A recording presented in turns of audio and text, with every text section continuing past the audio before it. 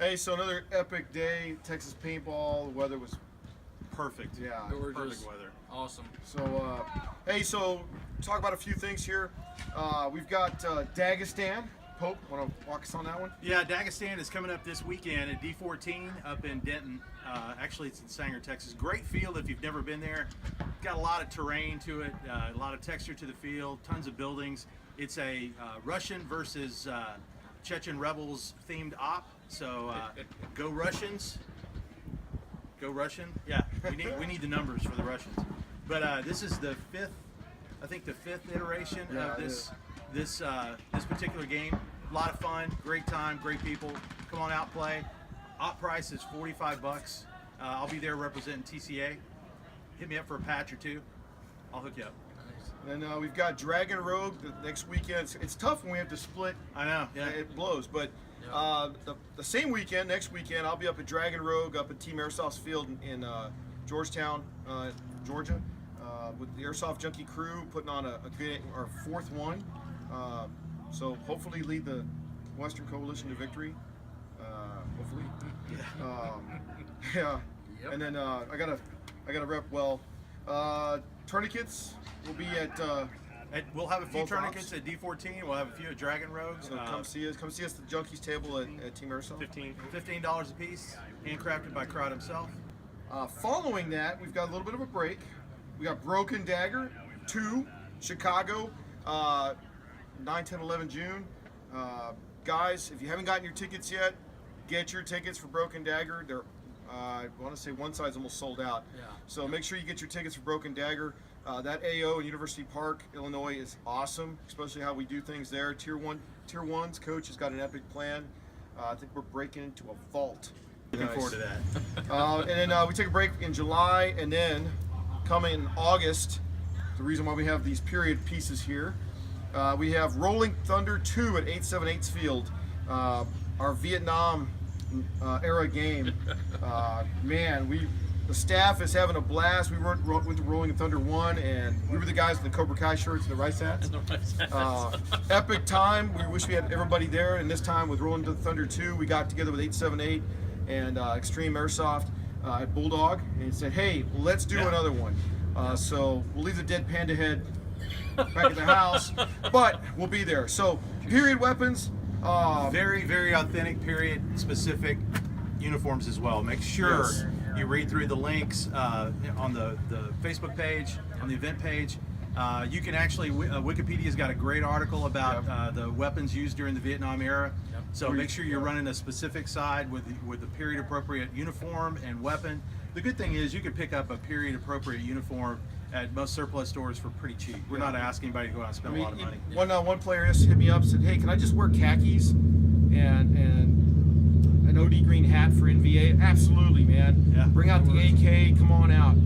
Another player said, if I can wear OD green and rock an M14, just, OD green shirt, OD green cargo pants. Said, absolutely, man, come on, rock it out. Yeah. We posted that link to the weapon era, the Vietnam weapon era database. It's on the website, Rolling Thunder 2. Tickets are already on sale. We got a tier 1. I think Crowd and Coach are thinking Sante prison rate-ish. So if you don't know what the Sante prison rate is, look it up. Google it. Google it. Yep. Now, period weapons, we've got the AK-47, we've got the M16A1. One guy said, well, I have an A2, is that good enough? Yeah, that's fine. As long as it's got the carry handle, that's the most important thing. No optics, no quad rails. No quad rails. One guy said, can I put burlap on top of my rails and rubber bands? Sure, that's fine, just cover it up. The bottom line is we want to get into the theme, very, Battlefield Vietnam-esque video game. You're going to have a good time. After Rolling Thunder 2, September, the big one, Serious Viking. You'll be on your feet for that one, leading Coalition to victory. Literally. Kraut, I think we were talking about Airborne and Task Force Derby. Always. Keeping those extra teams. Yeah, we're bringing those in from Texas. So guys are asking me, hey, what's the requirement for Task Force Derby? ACUs. It's got to be ACU, a very specific uniform pattern for Task Force Derby. And for SOF, I want to say it's Desert Tiger Stripes or British DPM Desert for the Western SOF forces.